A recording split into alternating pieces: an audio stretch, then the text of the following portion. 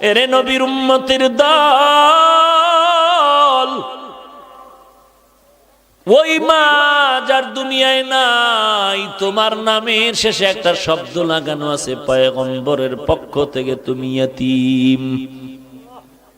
এতিমের দাম কত জানো? আমার মায়ার নবী রহমাতুল লিল আলামিন দুনিয়াতে এসে আব্বাকে আব্বা বলে ডাক দিতে পারেননি।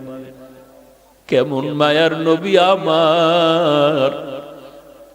আমার মায়ার নবী একদিন বিকাল বেলা মাঠের পার্শ্বে বসে বাচ্চারা খেলাধুলা করে, নবীও শিশু বয়সে দেখে বাচ্চাদের খেলা। নবীর মনে খেলার কোনো আগ্রহ নাই, কারণ আল্লাহ 4 বার কুদরতি অপারেশন করে করে দুনিয়ার সব চাহিদা নষ্ট করে দিয়েছে। মায়ার নবী দেখতেছেন যখন সন্ধ্যা গনিয়ে আসছে, সব ছেলেদের বাবারা এসে ছেলেদের কোলে নিয়ে বাড়িতে রওয়ানা। আমার মায়ার নবী ডানে তাকায় আর বামে তাকায়, খুঁজে আমার বাবাই কই, আমার বাবাই কই। আমার নবী চোখের পানি ছেড়ে কান্না করেন, এই ছেলেদের বাবা আছে, আমার বাবাই কই।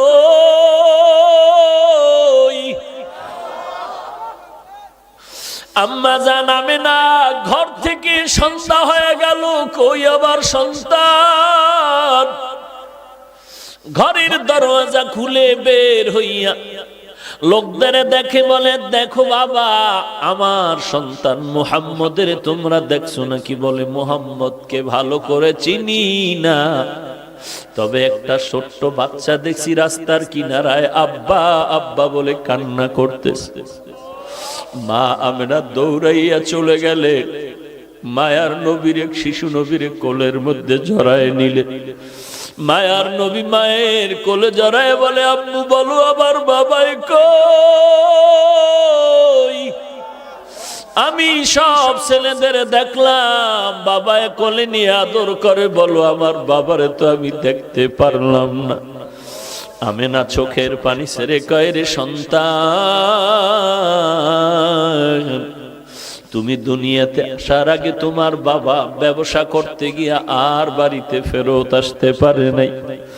মায়ার নবী বলেন, আম্মা আমার বাবার কবরটাকে একটু দেখাইবা, আমি বাবার কবরের কাছে একটু সালাম দিতেছে। মা আমেনা দৌড়ায় চলে গেলেন দাদার কাছে, আপনার নাতি তার বাবার কবর দেখতে চায়। দাদায় অনুমতি দিয়া বলে, দাসী উম্মে আয়মান আর আমেনা সহ রওনা হয়ে যাও, দেখাইয়া নিয়ে আসো। ঘোড়ার পিঠে বা উটের পিঠে 3 জন লোক রওনা হয়ে গেল, নবী বাবার কবর দেখবেন। যাইতে যাইতে বাবার কবরের কিনারায় গিয়া মা আমেনা ডাক দিয়া কয়, সন্তান, ওই গাছের নিচে তোর বাবার কবর। মায়ার নবী একটু লাফ দিয়া পড়িয়া বাবার কবরের কিনারায় চোখের পানি ছেড়ে কান্না শুরু করলে। আল্লাহ পাক ফিরিস্তা পাঠায় কয়, তাড়াতাড়ি আমার বন্ধুরে সরায় দেও, কারণ আমার বন্ধুর কান্না আসমানও সহ্য করতে পারে না, জমিনও সহ্য করতে পারে না, আমি আল্লাহও বরদাস্ত করতে পারি না, ফিরায় দাও। মায়ার নবী কান্না করে বিদায় বেলা যখন রওনা হয়, কিছু দূর যাওয়ার পরে মা আমেনা বলে, এই উম্মে আয়মান দাসী, বাহনটাকে থামাও, আমার পেটে ব্যথা শুরু হয়ে গেছে। মা আমেনা মাটিতে পড়ে গেলেন, ছটফট করে আর চোখের পানি ছেড়ে কান্না করে শেষ বিদায়ের বেদনা শুরু হয়ে গেছে। ডাক দিয়া কয়, দাসী উম্মে আয়মান, আমার কলিজার টুকরা সন্তানটারে একটু আমার বুকের উপরে উঠায় দাও। মায়ার নবীর জড়ায় বলে, বাবা চির বিদায়ের সালাম, আর বুঝি দেখা হবে না রে সন্তান। বাবার কবর দেখতে গিয়া আজ মাকেও তুমি হারিয়ে এতিমের মতো বাড়িতে যাইবা। মায়ার নবী কান্না করেন, ও মা, আমি কার কাছে গিয়ে একটু মায়ের আশ্রয় নিব, আদর নিব? মা আমেনা ওখানে কান্না করে করে এখানে বিদায় হয়ে গেলেন। এইবার 2 জন মানুষ, দাসী উম্মে আয়মান আর আমার নবী রওয়ানা। লম্বা ঘটনা। মায়ার নবী চলতেছেন, দাদায় অপেক্ষায় আছে, এখনো কেন আসে না? হঠাৎ নজর করে দেখে বাহনের উপরে 3 জন লোক ছিল, একজন দেখা যায় না, ব্যাপারটা কি? কাছে আইসা নবী দাদার গলা জড়ায় ডাক দিয়ে কয়, দাদা। বাবারে দেখতে গিয়া মা হারায় চির এতিম হয়ে গেল। দাদার গলা জড়ায় কয়, আমি আর কাকে মা বলে ডাক দিব রে দাদা? এরে যুবক, এতিম নবীর উম্মত, এই জায়গায় কত এতিম ছেলে আছো, মা নাই, বাবাও নাই। ওই মায়ের চেহারাটাও কি মনে পড়ে না রে সন্তান? ওই মাকে কত কষ্ট দিয়া চোখের পানি ফালাইছো, ওই মায়ের কলিজায় যারা আঘাত করেছো, চোখের পানি সারি আমার মাওলার কাছে তওবা কর। আমার মাওলা যদি ক্ষমা না করে তোর উপায় নাই। আল্লাহর নবী এতিমদের জন্য কত দয়ার নবী আমার। মায়ার নবী ঘর থেকে বের হয়ে গেলেন, হঠাৎ রাস্তার কিনারায় দেখে বাচ্চারা খেলাধুলা করে। নবী দেখার পরে সামনে আগায় গেলেন, একটু দূরে গিয়ে দেখে একটা বাচ্চা রাস্তার কিনারায়, কোনো কাপড় নাই, ছোট বাচ্চা উলঙ্গ বসে আছে। নবী বললেন, বাবা তোমার বাড়ি কই? বলে আমার বাড়ি নাই। ঘর কই? বলে ঘর নাই। আব্বা আম্মা কই? বলে আব্বা নাই, আমি এতিম। মায়ার নবী তার হাতটা ধরে কয় চল। নবী বাচ্চাটার হাত ধরিয়া সোজা ঘরের মধ্যে চলে গেলেন। আম্মা জান আয়েশা রাদিয়াল্লাহু আনহাকে বলেন, আয়েশা, এই বাচ্চাটা আমাদের সন্তান, মনে করে এরে সুন্দর করে গোসল করায়া দাও। আম্মা জান আয়েশা বাচ্চাটারে গোসল করায়া দিলেন। মায়ার নবী একটা বড় চাদর নিয়ে 2টা টুকরা করে বাচ্চাটারে সুন্দর করে পড়ায়া দিলেন। এইবার নবী বলে, চলো বাবা নামাজ আদায় করতে চলো মসজিদে নববীতে। বাচ্চা যখন সামনে হাঁটতেছে, নবীজি ঘর থেকে বের হয়ে কয়, দাঁড়াও, তুমি হাঁটবা না, দাঁড়াও। বাচ্চা দাঁড়ায় গেল। মায়ার নবী বসে গেলেন আর বলেন, বাবা আমিও মা হারা বাবা হারা এতিম, তুমিও চূড়ান্ত মা বাবা হারা এতিম। আমি আজকে তোমার একটু খেদমত করতে চাই, তোমার কদমটা মাটিতে দিও না, তুমি আমার কাঁধের উপর উঠে বসো। আমি তোমারে কাঁধে করে আজ মসজিদে নিয়ে যাই, আর কিয়ামত পর্যন্ত দুনিয়ার মানুষের এই বয়ান দিতে থাকবো যে মায়ার নবী এতিমের কত দরদি হয়েছিলেন। বাচ্চা বলে, না আমি কাঁধের মধ্যে উঠবো না। নবী বলেন, উঠো। শেষ পর্যন্ত বাচ্চাটারে কাঁধের মধ্যে নিয়া মায়ার নবী এবার মসজিদের দিকে রওয়ানা। এইবার ওই যে খেলাধুলা করতেছিল বাচ্চারা, ওরা যখন দেখলো ওই বাচ্চাটা রহমাতুল লিল আলামিনের বরকতি কাঁধের উপরে, বাচ্চাগুলো আফসোস করে যে আজ ওর কপাল কত ভালো, এর মা নাই বাবা নাই। আমিও বড় এতিম, আমি মা হারাইলাম, আমি বাবা হারাইলাম, আমার কেউ নাই। আমি বাচ্চাটারে আদর করে মাথায় হাত দিয়া দোয়া করে দেই, উম্মতের জানায় দিয়েন আপনারা, একটা এতিম বাচ্চা যদি হাতে পায় আর এর মাথায় হাত বুলায় যদি কেউ দেয়, মোহাব্বতের নজরে ওই সমপরিমাণ হাতের নিচে চুল বরাবর নেক আল্লাহ তার আমল নামায় দান করবেন। এরে নবীর উম্মতের দল, ওই মায়ের অবদান ভুলার মতো না। জানা অজানা ভাবেও যদি কোনো ভুল করে থাকো, ওই মা বাবার থেকে দোয়া নাও, তাড়াতাড়ি ক্ষমা চেয়ে নাও, আল্লাহর কাছেও ক্ষমা চাও রে ভাই। আমার মায়ের অবদান বাবার অবদান ভুলতে পারবো না রে বাবা। মাঝে মাঝে মায় সন্তানের মারে শাসন করার জন্য, কিন্তু দেখছো মাঝে মাঝে সন্তানের মায় মারার পরেও কিন্তু মা ঘুমাইতে পারে না। মা কিন্তু সন্তানের ধমক দিয়াও কিন্তু পাগলের মতো থাকে।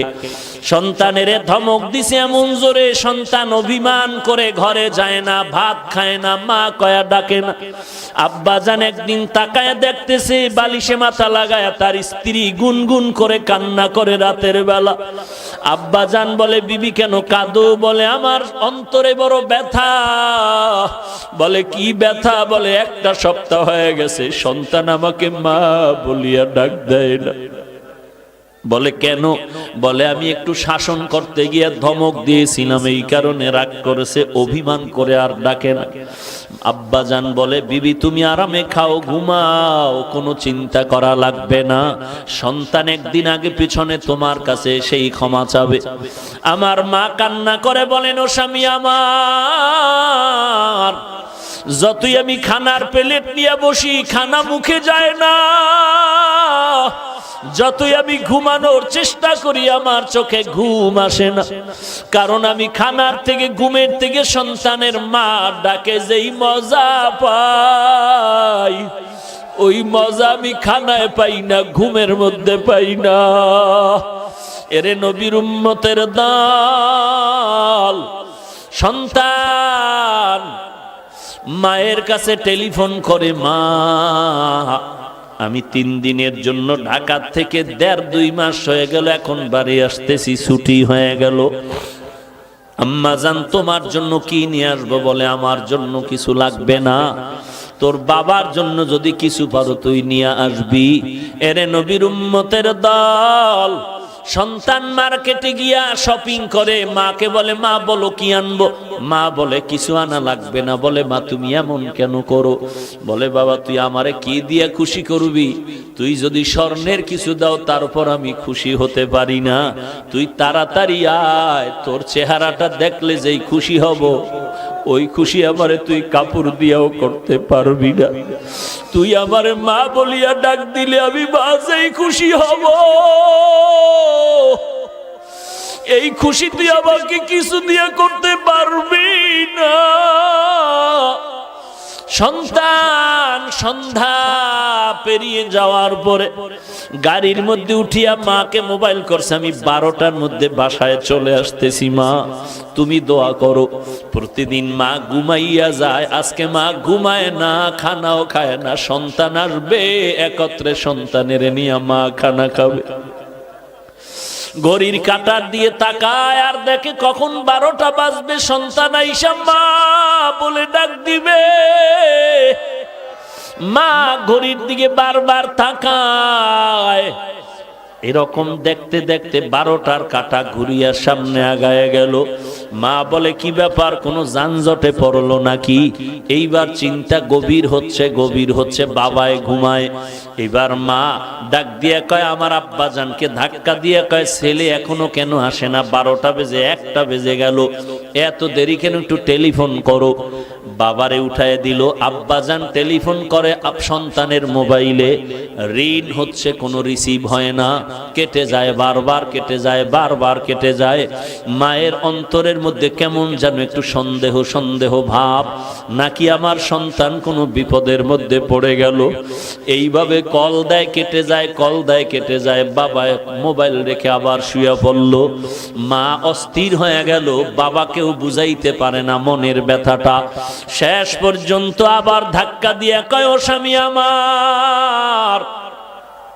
আমার সন্তান তো এত দেরি করতে পারে না, আমি অপেক্ষায় আছি, আমার সন্তান আসবে, আমি সন্তানের নিয়ে একত্রে খানা খাবো, আজকে মন ভরে খানা খাবো। কত অনুষ্ঠান গেল, আমি এক টুকরা গোশত খাই নাই আমার সন্তানের মায়ার কারণে। তুমি আবার একটু মোবাইল করো। বাবায় ঘুম থেকে উঠিয়া আবার মোবাইল করে, রিং হয়, রিসিভ হয় না, রিং বাজতেছে, রিসিভ হয় না। এইভাবে দীর্ঘক্ষণ যখন ট্রাই করা শুরু করলো, এক পর্যায়ে হঠাৎ করে দেখে মোবাইলটা রিসিভ হয়ে গেল। ডাক দিয়ে কয়, বাবা তুই কই?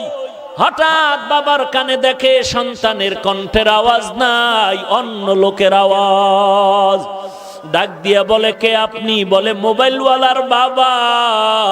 বলে তাড়াতাড়ি অ্যাম্বুলেন্স নিয়ে আসো, তোমার সন্তান এখন পরকালের লাশ হইয়া মাটিতে পড়ে আছে।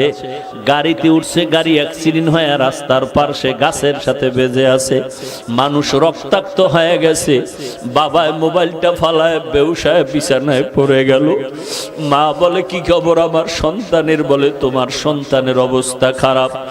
মা এমন একটা চিৎকার দিয়া রাস্তায় বের হইয়া ঘরের দরজা দিয়া চিল্লায় বলে তোরা কে কোথায় আছো?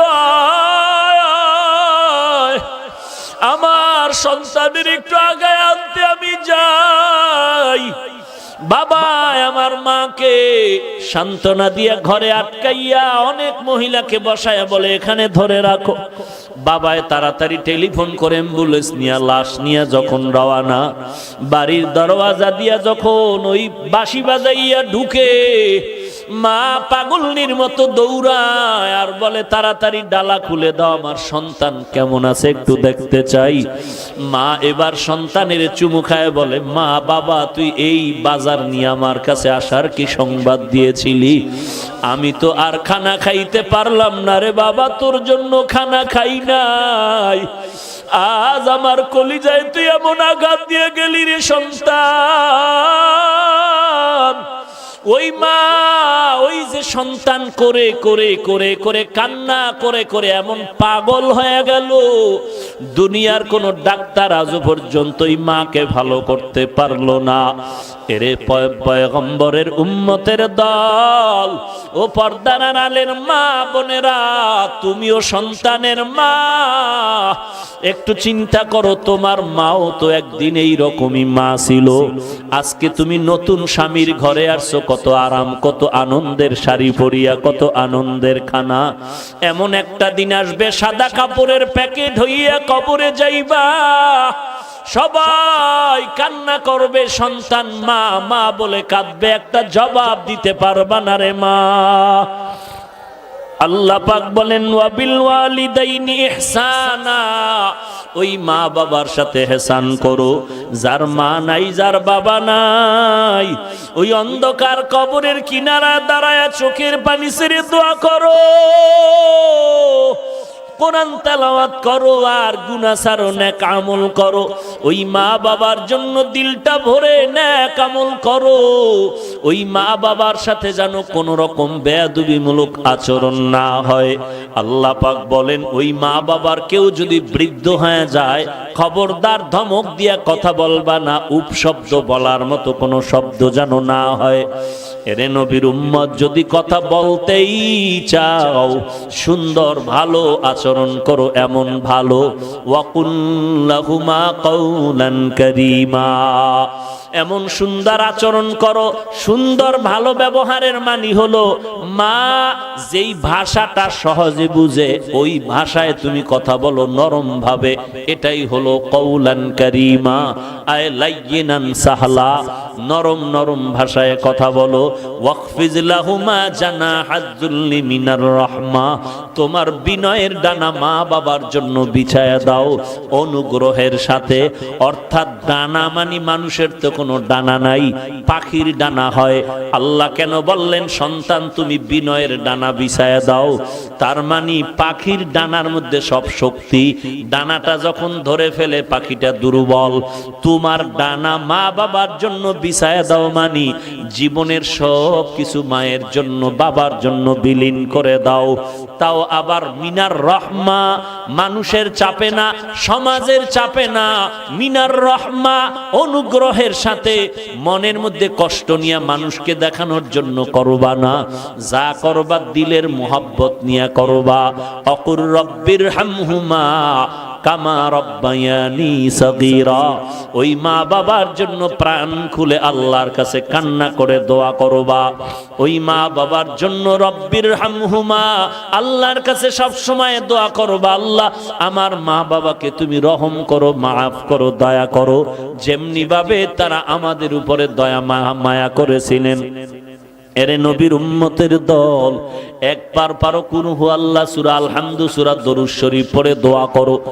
যদি দুনিয়াতে যার মা নাই বাবা নাই, যদি অন্যায় করে থাকো, ওই কবরের কিনারায় গিয়ে একটু দোয়া পড়ো, কান্না করো, চোখের পানি ছেড়ে দোয়া করে যদি ক্ষমা চাও, আল্লাহ পাক চোখের পানির বদৌলতে তোমার জীবনের সব গুনাহ মাফ করে দিবেন। ওই মা বাবার জন্য দোয়া করো, নিজেও কিন্তু আল্লাহর কাছে তৈরি হয়ে যাও, ইবাদত করবা আল্লাহর, আর কারো অংশীদার এখানে বানাইবা না। মা বাবার খেদমত করে দোয়া নাও।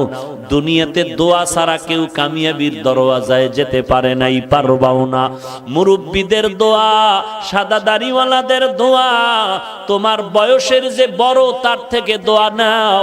গায়ের জোরে রাগ করে বাহাদুরি করে গাদ্দারি আর বেয়াদবি করতে পারবা, কারো থেকে দোয়া নিতে পারবা না। অতএব খবরদার ছাত্র ভাই, ওস্তাদ তোমার মুরব্বী শিক্ষকের থেকে দোয়া নাও, বিরোধিতা করবা না। মা বাবা মুরব্বী দোয়া নাও, একজন সাদা দাড়িওয়ালা মুরব্বী দোয়া নাও। তোমার থেকে শিক্ষা একজনে আগানো, তার থেকে দোয়া নাও। তোমার থেকে একজনের সম্মান বেশি, ওই দিক থেকে সে অনেক দামি, তার থেকে দোয়া নাও। একজন রিকশা ড্রাইভারও যদি দেখো বুড়া, তার থেকেও দোয়া নাও। দোয়া ছাড়া তুমি আখেরাত বলো দুনিয়া বলো কোনো লাইনে কামিয়াবি অর্জন করতে পারবা না। নিজের গুনাহের কথা স্মরণ করে তওবা করো। কোথায় কোন দিন কি পরিমাণ অন্যায় করেছো, আয়নার মতো সব সামনে পরিষ্কার। আল্লাহর কাছে তওবা করো, আল্লাহ জীবনে আর কোনোদিন গুনাহের কাছেও যাব না, আর কোনোদিন নামাজ ছাড়বো না, নবীজির সুন্নতের বিপরীত চলবো না, সহিভাবে কোরআন পড়ে আমল করে চলবো, মুরব্বীদের দোয়া নিয়ে চলবো, ওলামায়ে কেরামের দোয়া নিয়ে চলবো, বিরোধিতা করে গুনাহগার হব না। গলায় ছুরি আসলেও নবীর বিরুদ্ধে যাব না, দেশের বিরুদ্ধে জাতির বিরুদ্ধে ষড়যন্ত্র করব না। তওবা করার যদি খাঁটি নিয়ত হয়, খাঁটি তওবার নিয়তে দুটো হাত আল্লাহকে দেখায়া দাও। আয় আল্লাহ, সবার হাত আপনি কবুল করে নেন, তওবা কবুল করে নেন, তওবার উপরে মজবুত হয়ে চলার তৌফিক দান করেন। আয় আল্লাহ, আমার প্রত্যেকটা মুরব্বী উলামায়ে কেরামদের কবুল করে নেন। আয় আল্লাহ, ব্যবসায়ী চাকরিজীবী শ্রমিক সবাইকে কবুল করে নেন। আমার ছাত্র ভাই যুবক ভাইদের কবুল করে নেন। আয় আল্লাহ, আপনার পছন্দের বান্দা হিসাবে কবুল করে নেন। নবীর তরিকা সুন্নত অনুযায়ী চলার মতো, আমল করার মতো তৌফিক দান করেন। ওলামায়ে আহলে হকের পক্ষ অবলম্বন করে চলার তৌফিক দান করেন। আয় আল্লাহ, গুনাহ মুক্ত জিন্দেগি দান করেন। আমিন। আলহামদুলিল্লাহি রাব্বিল আলামিন।